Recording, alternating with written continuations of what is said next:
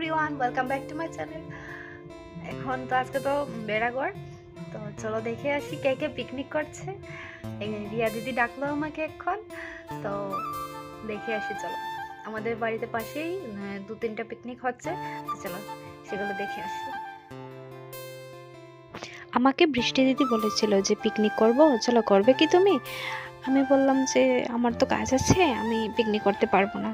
তো তাই ভাবলাম যে একবার দেখিয়ে আসি রাত্রেবেলা যে ওরা কি করছে। এই যে এখানে দেখে রাস্তার পাশেই আরেকটা পিকনিক হচ্ছে, ছোট ছোট বাচ্চারা সেখানে পিকনিক করছে।